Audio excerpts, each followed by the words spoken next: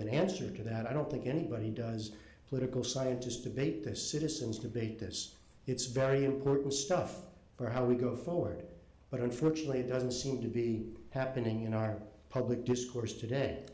It is quite, maybe it's naive to think that that would be the stuff of a presidential campaign, because to a large degree, candidates have an incentive not to be specific in their visions or their programs, especially these days when you think about instant media, and I'll talk about that in a moment, but when you think about what comes right back at them within seconds, they risk turning people away or having their numbers, if they get specific, challenged with the numbers and overwhelmed with the numbers of others. So I understand why there's a sort of disincentive to have the kind of dialogue that we all might want to hear. But surely there's got to be some middle ground, and surely we know there's a need for this kind of debate in the country. So why is all of this happening? How much of it is due to changes in the culture as well as our politics? What is going on in American society today? These are the questions I ask myself as I travel around. Whether I'm doing a strictly political story, I'm trying to figure out what is driving these attitudes and this divisiveness. On the one hand, and this may be overly optimistic, and it might be just wrong, but one thing I see is that the country as a whole remains fairly moderate, even if our politics are not. In the first place, I'm always struck when I travel, and except for having explicit conversations here with students, when I talk to people, politics isn't the first thing on everybody's mind. We're not sitting here fighting and spewing and breathing and seething and angry about our politics. Most of us are concerned about the same things. The students are mostly concerned about maybe their next class or their next party, I don't know what, in college life. I and most of you are concerned about our work, or maybe getting work or doing a good job. And of course, we're most of all worried about our families, and are our kids going to do as well as we did, and how are they doing? And we're thinking about our friends and our church or our sports team. And I know I am. I'm a lifelong Boston sports fan, and today I got to go visit the replica of Fenway Park. So this was a wonderful moment for me. It brought back memories from childhood. I haven't been there since high school, but boy, that brings back a lot of memories. So it's important to remember that most of us are not fighting this in our daily life. We're living. So that's sort of the good news. And we're not obsessed with the muck and the tumult of Washington politics. And there's also evidence to me that in many parts of our lives, there's more of a live and let live attitude.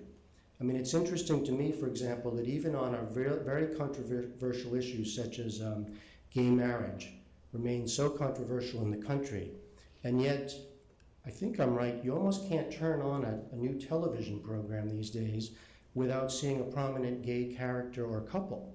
That's a very interesting phenomenon, which I don't quite understand. Sometimes that character is even a key component of the success of the program. So it's to some degree, we as a society are open and tolerant and friendly and welcoming. But then there are other factors involved that I think we cannot ignore. The most stunning headline of the last week for me was not about Mitt Romney and the 47% of the people who pay taxes or don't pay taxes. It was actually a lead story in the New York Times that was titled, "Life Expectancy Shrinks for Less Educated Whites in the U.S." And it began, for generations of Americans, it was a given that children would live longer than their parents. But there is now mounting evidence that this enduring trend has reversed itself for the country's least educated whites, an increasingly troubled group whose life expectancy has fallen by 4 years since 1990. Now that's stunning. Many of you, like me, we've traveled to other parts of the world, and you've been to places where life expectancy, not to mention quality of life, is not what we have.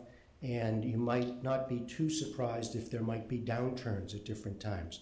But here, in this country, life expectancy going down for parts of our population. Now, as that article makes clear, and so many others, if you look at the state of the economy and housing and so many other issues, there is another kind of division that is growing within the country. And it's one of education, of wealth, of quality and number of jobs, class. That's, I think, getting worse than it used to be. And without wanting to be overly dramatic about it, I wonder increasingly how much a fear or an actual sense of this word decline is seeping into the minds of more people and impacting our attitudes. We're still the richest country in the world, and by far the most powerful, and yet the economic downturn really has taken a huge hit in ways that we still don't quite understand. I spent time the last couple of days talking with the students about the world they're graduating into, and I have kids in the same situation, so it's something I wonder about. No matter what your social or economic status, it's not at all unreasonable anymore to wonder or to fear whether your children will be better off than you are. And those with less or facing very difficult job or housing situations can only wonder and fear more. Are we at some kind of turning point in the continual rise in prosperity that most of us here in this room grew up in? And in larger policy or political terms, that means it's not unreasonable to wonder whether the system works or will continue to work as it has in the past, especially as those of us in the baby boom era begin to retire and put in our demands, our expected, promised demands for benefits. And I wonder how much any of this is leading to anger and divisions within the country. And then I want to move to another important point that's clearly a factor in our growing divisions in politics and society, and that would be the one where I live. That would be the media. Think about the incredible changes in the recent past, the growth of the internet, social media, mobile devices with all their digital downloads and the apps and the brands such as Twitter, and all of that after the growth of cable television. I dated myself with my high school, but I'm in my 50s. But since that's the new 30s, that I'm still extraordinarily young, I'm feeling good. But when I grew up, as many of you here, there were still 3 major networks on television. And most people, in great numbers, watched just a few. I'm thinking of television here, but you got your news from just a very few sources. You watched the network nightly news, you might have watched your local TV news, you read your local newspaper. And those sources, while they offered some variety, they had a lot in common. On television, if you think about it, they were 30-minute long broadcasts, they were anchored by 1 or 2 men, usually older white men, and they had similar editorial standards in terms of the news they covered and how they presented the news. They weren't that different. They had some differences in tone and approach, and maybe in the variety of stories, but they weren't that different. Most nights, the lead story would be pretty much for everyone. There was no cable television, of course, and no internet. It was an age of mass media news, large audiences sharing a common experience and receiving common information and being part, therefore, of a common conversation. And if you just think of some of the major events in our lives, the assassination of John F. Kennedy, the moonwalk, Vietnam, as I mentioned, for the most part, and there were always many alternative magazines and other sources of news, I understand that, but for the most part, the mass audience experienced such things together. And of course, this was true in other media as well. If you think of the music recording business, where a few labels sort of dominated the market and put out recordings for mass consumption, the film industry as well. Well, today, that is no more in any of these industries. There are very few mass events in our lives anymore. The Super Bowl gets, many millions of people. The finals of the American Idol sometimes gets, I don't know, maybe it's down now, but it would get many, many millions of people. The Oscars, although the numbers are down there. One interesting case is the presidential debates. We're going to see what happens, but that may be one case where many, many millions of people are watching. And I'll tell you later about a conversation I had with Jim Lair about that, who is moderating the first one. But for the most part, we now live in a world of niches. It's a niche world. It's not a mass world anymore. And in the realm of television news, the major networks are still there, yes, but with much smaller numbers and with continuing questions, actually, as to how long they'll even be around. And then there's the world of cable news. And of course, there's the new digital world of websites and social media. So choices, choices, choices, choices. In the niche world, news consumers have so many choices. So how do you decide where to get your news? Well, one answer came from a recent study by the Pew Research Center that went through some of the factors. You could imagine this: age, education, facility with new media. How comfortable are you going online or using something like Twitter? But another factor that strikingly determines where and how people get their news more and more is ideology. So this is not going to be a surprise to most of us, because this is now what we see more and more. But if you're of one political persuasion, you might watch to speak in television terms, you might watch a particular network, say Fox. If you're of another, you might watch MSNBC. Your online habits are likely determined the same way, whether you're on Facebook or what have you, all of your feeds and your tweets and the whole lines of communication, your Facebook likes, your Twitter feed, they might be determined more and more by a line that is based on ideology. And in fact, in this niche world, it's a world where we have so many more opportunities to decide our likes and dislikes, to use the Facebook term, at least likes on Facebook. There will be something out there for all of us, and we can be part of that community of like-minded people. And I like to point out that, and think to myself, that this is in one way, a wonderful, marvelous thing, because you can find people who share your values, and you can, whether that is in the political realm, or that is you love to play the piano, or you love classical music, or you love basket weaving, or you love skiing, or everything, you can find people who share these values not only in your community, but across the country and around the world. And you can join communities in ways that you never, ever could. And that is such a remarkable change for all of us in the past 10 or 20 years. But at the same time, I think we have to be very aware of the not so wonderful side of this. Because if we only connect with like-minded people, then the question is, how do we ever hear other views? And how do we allow ourselves to occasionally be nudged or even persuaded that maybe we're not right, or maybe it's worth listening to something else? And also, frankly, just as individuals, when do we ever push ourselves to defend our views and try to persuade others? So the communications theorists, since I'm at a university, they refer to this as selective exposure. It means that consumers select what they will be exposed to. You have the choice to select what you want to be exposed to, as opposed to being a passive taker in. And that exposure is narrower, it turns out, than in the old mass media world.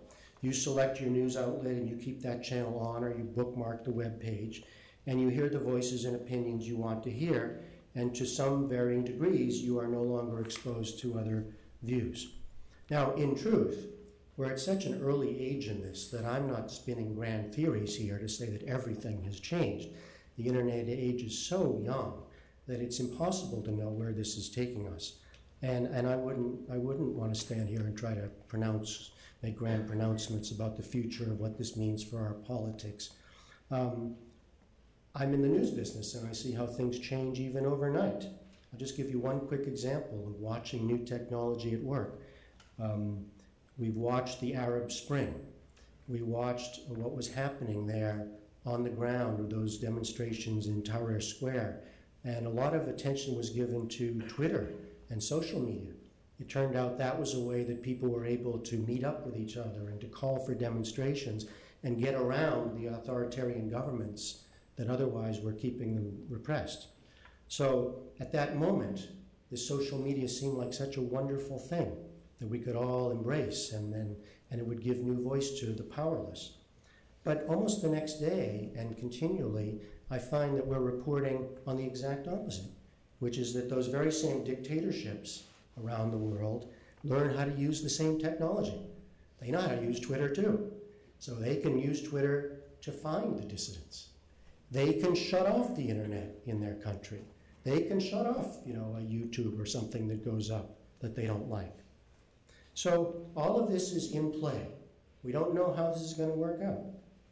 Bringing people together into communities of shared interest, whatever it is, and bringing people together from around the world, that has to have a kind of healing power to it, and offering a sense of shared concerns and shared humanity.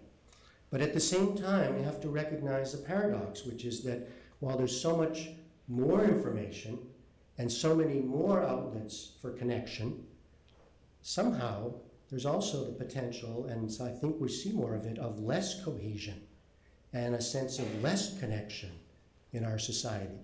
And I want to propose that that is part of what's going on in our political divisions. Now, it may not matter that much in most of our lives. We have incredible choices. It doesn't make that much difference for us in our workplace or in our neighborhood. And if I go to the grocery store, as you do, and I'm overwhelmed by the choices I have, but my decision to like a certain kind of ice cream, is not going to affect the state of the public good. It doesn't have any larger consequences. But the question is, does this new world of media and choice, and coupled with this notion of selective exposure, does that have consequences for our social cohesion and for democracy itself? And then you add in the velocity of new media and the compression of the news cycle, the never going off. It's one thing to talk about a 24-hour news cycle. Well, it is just on all the time. And you think about the competitive pressures on the news organizations and the frantic quality that we now get to much of our news. The Jim Lehrer, when he was announced that he was doing the moderating for the first debate, I had a talk with him on our program because we thought our audience would be quite interested in, what are you thinking about? How do you want to do it? What are you expecting? And one thing he said to me was that he thought of the debates as a sort of an old-fashioned moment in our lives where millions of people would actually put down what they're doing and they would be focused and listening for this 90 minutes. In other words, it is one place in our lives where there is a mass event. I don't know the exact number, but let's say like 60 million or upwards of, that's a lot these days, would watch that debate. And so I was with him up to then. But then he said, and they won't be, they'll put things aside. They won't be tweeting every moment, and that's where I said, sorry, Mr. Lehrer, my boss, and but I disagree on this one. They will be tweeting every moment of that debate. They will be live, there will not be a second that people are not responding to it right away. And that means that as much as you, Mr. Lehrer, or as much as any of us want a total engagement and a focus and a, hey, folks, stop and think for 90 minutes and listen to these guys go at it, and don't come in with your don't respond to every little thing with your fact that's ready to go, and try to make up your mind after these 90 minutes. That's just not the world we live in. That's not going to happen. Try as hard as he will. And I know from talking to him, it's going to be really interesting, because this is going to be one of the reasons why he wanted to do it, was because they're going to really try this time to make it as engaging as possible. A lot of what's happened in the format of these debates is they never really have to talk to each other. They just make their speech and then their speech, and the format this time is going to allow him to make it a little bit more like, dare I say, a sort of NewsHour event where he gets to press them and then make them talk to each other. But what's troubling about this, if I'm right in spinning this out, is that there's a kind of loss of a sense of public good, or a sense of a public space where we all come together in some sense. There's more shouting, but there's less substantive arguing and debate. And I think, again, to go beyond politics, that you see this in the culture at large. There is, frankly, a kind of coarsening in many of our aspects of our culture. of behavior and of language. The night before I came here, I happened to be watching an HBO sports program, and they had a story about violence at stadiums. You know, how hard it is now to go to a ball game with your family and to wear the opposing team's jersey, if you're at, you know, the opposition. And there's been more and more instances of people getting beaten up and violence. And you think, how is that possible? You know, that's like the sacred place where we want to go and just enjoy with our families a sporting event. And so you see it in all walks of life. Now, when I use the word public, I like to say that to me the PBS, the most important word, most important letter is the P. Because I'm a true believer. I'm a true believer in public. I didn't never plan anything, but I went to public schools, you know, kindergarten to high school. I went to one of the great public universities in the country, in the world, the University of California, Berkeley. I went, and I've spent almost my entire life in public broadcasting. And I didn't plan that, and I never thought, oh, public. But when I look back now, that's what's happened. And I also look at those three institutions, public schools, public universities, public broadcasting, and they're all, we must say, a bit under siege. They're all very troubled institutions, partly for very good reasons, for budgetary reasons, partly because there's again, going to this sort of shift of attitudes where people seem, in some ways, a little less concerned about the public aspect of these things. I was asked yesterday, point blank, what do I say to people who would say, why should public broadcasting get any money anymore? That's not an abstract question, you know, for those in my line of work. That's very much with us. And it's been with us for a good while, but it's very much with us again, and maybe even in a stronger way than before. And with very sound grounding, because this country has to make a lot of decisions about its budget and how we use our money. So what's the case for giving a little money, and you know, it's a little money, to public broadcasting? What is the case for that? Well, the first thing that it's taught us is that we can no longer take all this for granted. When I started there, we didn't really worry about this. You know, we had a place and we knew what we were doing, and we didn't really think about having to justify ourselves. So we can no longer do that. That's clear. We have to make a case for ourselves every day. And we have to make the case that there is something of value to having a news organization and a channel, for whether it's children's programming on up to dramas to news and public affairs, that exists without the pressures of commercial life, that exists without those kinds of pressures, and that tries to see itself as, and justifies itself as really trying to address important public concerns for as large a public that wants to take us in. That's the case. It's no better and no worse than that. And you only do that by trying to do that nightly and show people what that means. In our case, that means thinking that we are not more important than the people we're interviewing.